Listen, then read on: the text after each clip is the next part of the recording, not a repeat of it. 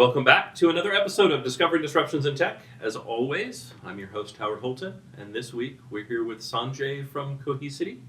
We're going to talk a little bit about kind of disruptions in the data protection space, why this is important, and how something like data protection that's been around really since the invention of the computer could possibly have disruptions in 2024. Sanjay, how's it going? Thank you. Good to see you, and thanks for having me on your show. For sure. Thanks for being here. So again, we're in Vegas. The best time in the world to be in Vegas, right? It's not oppressively hot. Are you in Silicon Valley? Yes, I'm been in Silicon Valley since the early '90s when I finished my undergrad and came out to work at Apple. I've been there, but I come here. reInvent is like a big show, and I was here for the first reInvent. I was actually a keynote speaker when I was at SAP. We announced our platform on ERP and HANA on SAP in 2012, I believe. Yeah, so it's remarkable. It's like that 12th year. Yeah. They get quite the crowd here, 60, 70,000 people. Yeah, so it's a great place to come. Easy big. My whole flight was the PBR, the big rodeo is in town this week as well. So Vegas is now home to the NFR, sorry, National Finals Rodeo. Okay. And so it was either you're coming out for the rodeo, which was probably, I live in Colorado, right? So Denver's a big cow town. Or you're coming out for AWS. And it was kind of funny, as people were boarding, I'm looking at all of their, the logos on their clothing going, yep, know that one, yep, know that one, yep, know that one. Cowboy hats or baseball hats? Cowboy hats or baseball hats, 100%. 100%. I am waiting for some tech company to come up with some logoed cowboy hats. Maybe you guys should think about that. Question is, can you sell a lot of them and get everyone to wear them? It's not. Baseball hats are a little easier to. But baseball hats don't have to be fitted either. Exactly. It's a little easier to get people to wear baseball hats. That's true. That's true. Right. So let's talk about kind of data protection. Right. The reality is, I think most IT organizations think about it as backup and recovery. They assume it works. They assume the quality is good enough. They assume it just has to be good enough. I'm sure you have some thoughts. So talk to me about kind of, I personally think backup and recovery is dead. We shouldn't talk about it anymore.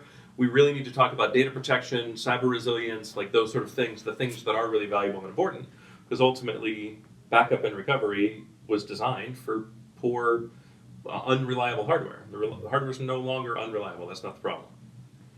Yeah, I mean, listen, I was 20 years ago in this space at a company called Veritas that next week we will complete the acquisition of acquiring them. So it's kind of full circle around. I think at the time, kind of looking back 20 years ago, this was sort of a storage-related topic that you abstracted away compute from hardware storage platforms, and you were able to do an engine called backup, and you neutralize what storage platform they had it on, because people wanted to put that on originally tape and then later on disk and whatever have you. I think what changed, from my vantage point, watching this space over the last 10, 15 years at VMware, was the cloud architecture brought a very different way of looking at web scale ways of doing this, which, the movement towards hyperconverged movements. And our founders were able to take advantage of it. I think the birth of Cohesity was driven on hyperconvergence is the way the cloud works. EC2, S3, we're sitting at reInvent. And Mohit and the team, building on kind of the Google file system ideas, were able to make that like principle number one of how I think there was a watershed moment 10, 11 years ago where you built things in a web scale architecture was very different from pre-that. And I think, and then it was validated by every company after Cohesity emulating the Cohesity architecture. So I think that that's one shift that made things just faster, better, and cheaper in a cloud web scale architecture. I think the second thing that started to happen over the last 5 years ago was every ransomware attack started to happen on backup data, because the bad guys realized, why would I want to go after your primary copy if I could go after all of your data that's in the backup? So well, you'd like to pay me to get all of your data. The likelihood of you paying goes up exponentially when you can't recover. And backup is basically a time series index of everything you have, right? In a compressed fashion. So every attack on data started to become on secondary data, the backup data, vaulted, archived, snapshotted. data, and that I began to. So I'm actually not a file system or data management expert. I'm a security guy most of my life at VMware. And I began to see this happen. So it's pretty smart that this is now becoming not a storage and an infrastructure topic, but a joint topic with security. And most of my interest as the board called me to come and be CEO of this company was to significantly invest behind a security vector to protect the world's data from attacks. And today, 200 attacks every second. Not all of them successful, but the bad guys, nation state actors, they're typically just trying a lot. It's like these drones that For sure. Iran's sending in. You just have to get one of them to land someplace, and then everyone worries about. So they're cheap to build, and there's a lot of people who do stupid stuff in terms of cyber hygiene. So multi-factor authentication. We're surprised how many people don't do that. Encryption of data, segmentation of your applications. In fact, I was at VMware. I wrote an article about the 5 rules of cyber hygiene that everyone should learn. That you'd be surprised how many companies don't do. Now, the cyber defenses at major companies that spend a lot on security, like banks, the walls are pretty high, and it's harder. Sure. You don't see cyber attacks against the JP Morgans. They spend a lot on that. Not successful ones. Right. But the mid-year banks have some vectors that might be hitting them, and some of them have gotten exposed. But hospitals, it's merciless. People are going after hospital records. Schools, LA Unified School District. It's just there's so many of them, and you kind of have a little bit of a heart of pity because these guys don't have the budgets of the bigger banks and so on and so forth. But they are, and it's not like they've got a lot of. In the case of hospitals, medical records, but it's not a lot of financial data. Sure. It's kids' school grades. Okay. But they're just looking for an embarrassing article in the New York Times, the LA Times, that they could say, we attacked the United States and look who fell. Sure. Well, it's also, like in those cases, it's also networks that are highly democratized. Exactly. Right. Hospitals have an enormous amount of mixed user use cases, everything. And haven't invested correct. They haven't good security infrastructure. Right. They are not able to pay their people probably as much as the banks could. Their IT budgets are smaller, but they're vulnerable, and it's like bully picking on a vulnerable. But they're just looking for claim and fame, or the attacks in the hospitality sector here in Las Vegas a few months consumer ago. Goods, retail, manufacturing, right? All places that are on the lower scale of technology investment. And MGM goes down, they're out for like 30 days. Sure. Because they refuse to pay the ransom. So also. Like if you remember reading that, all their recovery procedures were also encrypted. They didn't have printed recovery procedures anywhere, and they said that added weeks of recovery because all those procedures were also encrypted, and they had no way to get those back. So they kind of had to manually do everything. And therein lies the opportunity we felt for how you should think about this as, a guaranteed faster recovery. So one of the things we've really focused on is making sure that when we simulate an attack with our customers, we can guarantee them the fastest recovery of anybody in our space, and really just perfect the technology on speed of cyber recovery for every workload possible, on-premise, virtual machines, databases, NAS files, in the cloud, AWS or Azure, Google, and SaaS apps. And that's the thing that I keep emphasizing when engineering, fastest cyber recovery. And then I think the third trend right now is that once you've got your data hunkered down, it's safe, it's pointless just leaving it there in a bunker. Why not use these AI tools to get insights out of it? Because it really is your goal, right? So that had not been operated on by many of these companies because they weren't thinking like database companies or like companies that like Databricks or Snowflake. So, a backup is just basically a highly compressed version of a whole bunch of files or databases. And if it's safe, you don't want to just keep it in a bunker somewhere. You want to use it with AI tools to get insights in it. So many of our customers have 10, maybe 100 million PDFs of contract documents. Wouldn't it be nice if you could use a Copilot or a ChatGPT type of query that says, summarize all the contract terms that I did with my vendors the last 10 years and give me a nice summary table? That's GPT-4 has the ability to do that on a single document easily, right? Sure. Why can't you do that on 100 million documents that are sitting in your backup? So we cracked that problem with NVIDIA. So these are things that I think have been very exciting about the space. One is transforming it to a cloud architecture, Number two, making it really ready for the modern threat vector of security, and then taking advantage of some of these AI tools. And if you're a tech person like you and me, you see these forces coming together, cloud security and AI, and you ask yourself, how do you build a modern company that could be a Snowflake or a Databricks or a VMware one day? And that's what we're trying to do. That's awesome. That's awesome. So let's go back just a little bit to what you were talking about, because I think it's very, very easy for us to skip over some of the challenges that we have in kind of traditional storage, traditional application data repositories, right? We currently spend to build enough performance that this stuff is affordable. And so every workload that we add to our storage repositories adds cost or contention, right? I mean, ultimately, I don't have an infinite number of IOPS. I don't have an infinite amount of throughput. But one of the workloads that I absolutely and unequivocally must enable is backup. I have to make another copy, right? So when we're talking about analytics on the backup repository, that's why we're talking about that, right? We're talking about it because there is no other workload, right? It's a one-time write and then sequential writes after that, right? But then we have all of this processing time that sits there that's completely unused. So it's really about how do I leverage my infrastructure so that all of it is working all the time, producing value. That's what we're talking about, right? Yeah, absolutely. I think you hit the nail on the head. And I think one is if that data is safe and it's got compute resources close to it, you can run many of those AI algorithms without affecting your primary workloads that have to be always on. So think about it, if your Snowflake or your Databricks or your other modern stores of data have to be, latency is going to be really low to get a query back. The backup of that data could be sitting on another farm of servers. It doesn't have to it's not being hit all the time. For sure. You can run that infrastructure overnight with compute on it, and you don't have to run as much compute.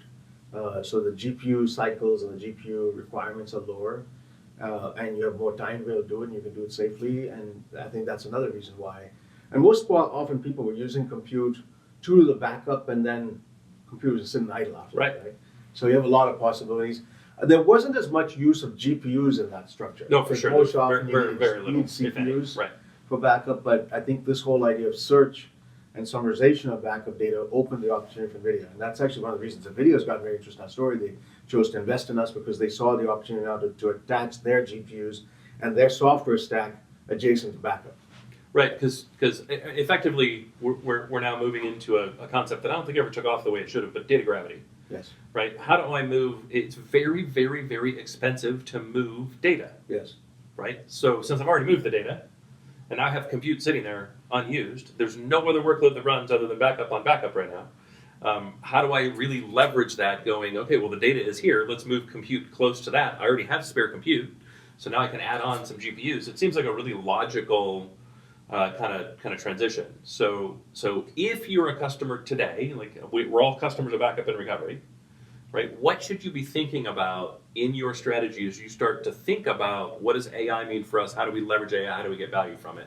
What are some kind of easy wins that you see customers taking advantage of today? Well, the first thing we encourage our clients to do is map out all the workloads that you want to protect. Okay, it's sort of like it's a little matrix that we put on the whiteboard. First off, we start with everything that looks like a VM in a container. That's the easiest sort of compute-related resource. On the on-prem world, it might be a VMware and Nutanix or a Red Hat.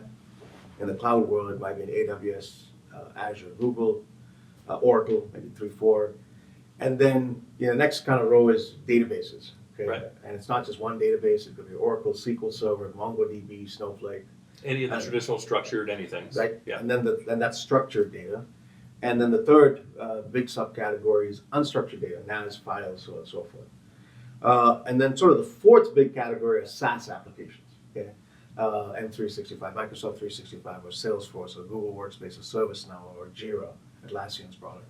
So as we do that, we put in a matrix kind of where they are on their roadmap, and we kind of work with clients to ask yourselves, do you believe that you need one centralized console to protect all that data, as opposed to going to 50 different consoles and turning 300 different knobs to do that? And once they say, of course I do, because it's my data, I don't want that to be at the mercy of a SaaS provider or an IaaS provider who might be doing something. I have a different reason, actually. if it's one console, nothing gets missed. If it's 50 consoles, 50 things get missed. Possibly. Because, I thought I was protecting that over here. No, I thought I was protecting that over here. No, I thought I was protecting that over here. Yeah. Right? It's the same thing. When it comes to security, you have one security. So, sometimes people say, well, I don't want a mother of all consoles, but they quickly realize that there is a value proposition to that, and they can't rely either in the on-prem world, nobody else, it's them, but even in the cloud world, they could not be relying on just AWS backup and Azure backup and Salesforce backup and M365 backup. They've got to have it centralized. And then we ask them, what type of, what we call RPO, recovery. RPO, RTO. How much time do you want to be able to do that in? How much data? What's your retention policies? Do you have 30, 60, 90 days forever? How do you want to think about things like cyber vaulting? Do you want to ensure that you have an air gap, which is basically cutting yourself off from the network and having your highly secure archive sitting somewhere else? So that if you got completely infected and affected by a threat, you can get back that data in a secure location that's disconnected from you, typically the cloud. So once you work that through, you then have an architectural framework for how you map out their timing of how they want to map this through. And I think the more sophisticated our customers are, the more they're aggressive in ensuring that they're pushing us to make sure that we have workload support for everywhere they're going.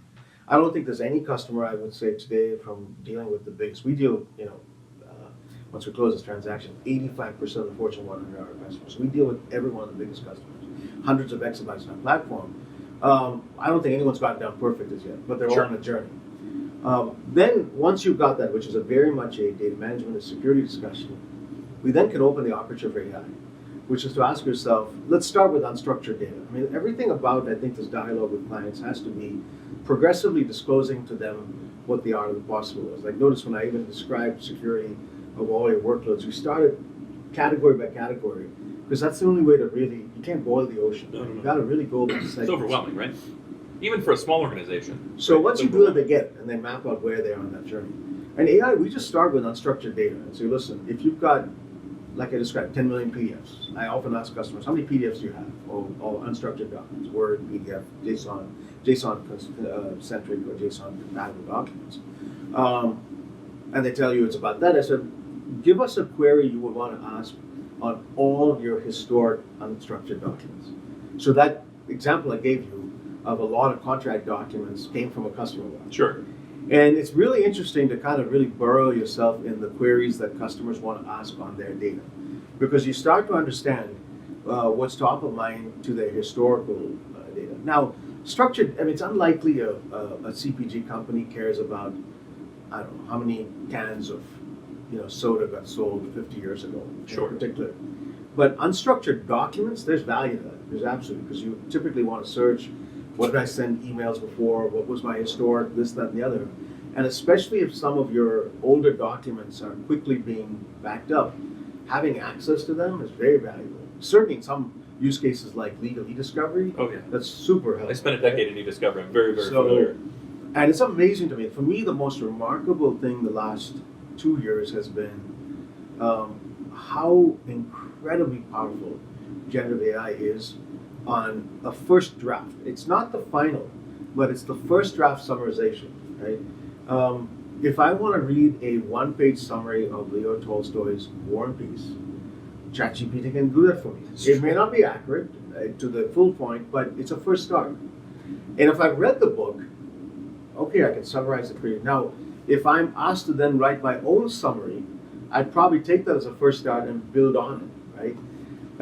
Is that purpose of summarization the best use of human time? Probably not long term. It's the same with the calculator or these tools got us more and more productive. Grammar check, spell check. For sure. So I think that's how I view it. So if we are using AI in the context of secondary data backup, and a tool could summarize all of the contract commercial terms that I've ever given any vendor in my 10 million PDFs and give it to me in a nice table, it saves an intern having to read all those, not 10 million, maybe hundreds of documents, right?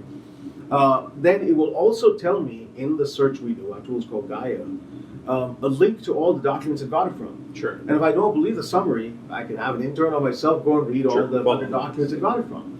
So I think that that's the way we got it in our human endeavor got to look for tools by which we make our entire species more productive.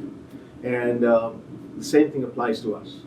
And by the way, we're using AI and ML in other areas of security, but this use case, I would not have thought. I mean, I've been just blown away by the uses of ChatGPT that just help, people get more productive. And I think we're at the cusp of a revolution. It's crazy how good LLMs are at turning unstructured data into searchable, structured-ish data, right? Like, you could easily, if you have the data, go back and search how many cans of Dr. Pepper did I sell in Orange County, Florida from 1951, January 1, 1951 to December 31st, 1959, and get a really good result, because that structured data is contained in a structured database, no problem. But how many contracts did I write that were signed that contained this product from this date to this date from a list of PDFs? That would have been impossible 5 years ago. And today, that's really good. And it's done without a SQL. It's done without some weird query language that you then have to use, that you really have to nail perfectly right. And it is good enough. It may not tell you that you have exactly, in 40 years you have 50,819. I mean, it may say that, but you may have 50,955. It may miss a few. Right. But you never have the ability to look through 100,000 contracts with a team of interns and come back with that in any time less than what it would take 1,000 monkeys to randomly sit at typewriters and come up with Shakespeare. That's kind of the use case, right? It's incredible what AI is enabling us to do, and we're right at the very beginning. I absolutely believe that. And to the extent that we can find those, rapid summarization, whatever we want to call it, a first draft, and not view this as, it's going to replace human behavior, human skills. It's actually going to augment it the same way a calculator did, or a spell check or a grammar check does for document writing. I think we'll actually kind of, obviously AI is used responsibly. We call it responsible AI. You shouldn't be allowed to search for that query that I described if you're not entitled to those documents. Right. So the way we implement it is, if you are not allowed to recover those documents from backup, because that's not in your purview or responsibilities, you won't be allowed to ask a query on that data. So we enforce those types of security policies. So the permissioning stack, everything, there's going to be a whole body of sophistication that has to be done. And, inside a document, you may have levels of security inside a document too, right? Oh, you know what? This particular paragraph has to be redacted because I'm not comfortable with everyone being able to read that. So I think the more that we delve into this idea of how generative AI tools will help us get better, and this is for search and insight. There's an entire use of generative AI and ML tools for security too. Right. An enormous amount of security is like healthcare. You reason over large amounts of anomalous data to find a pattern of malware. That's how people are going to find diseases. Yeah. This is how people are going to find malware in data too. It's all about dimensionality. Yeah. Right? Humans are only good at a certain number of dimensions. Machines are good at a nearly infinite number of dimensions. The more dimensions we feed them, the more accurate the machine gets. Yeah. The more dimensions you feed a human, the less accurate we get, the more overwhelmed we get. And so it's one of those places where AI simply has the potential to shine that no other technology really has the ability to do that. And again, right, for being at the beginning of it, we're already seeing some major disruption in that space. So that's, I think, long-term why we view our mission as a data company. And our mission is to protect, secure, and provide insights into the world's data. With this transaction we completed, hundreds of exabytes of the world's data will be on our platform, protected. What's the outcome? Typically, the first outcome is resilience. Providing yourself resilience if something happens. But the next most powerful outcome needs to be get insights into that data. And I mean, if you take, public factoid, I was listening to Mark Benioff describing, how much data the entire Salesforce platform has on it. 250 petabytes. It's a fraction of what we will protect for sure in exabytes. I think, I have the exact numbers off. Office 365, I think, stores, I think, between 20 and 50 exabytes of data. Again, a fraction of what we protect. So when you think about the world's virtual machines, databases, and all unstructured data, not to count SaaS apps. That surface area is zettabytes. So when we ask our customers, actually when we go country by country, how much of the world's backup data is in the US?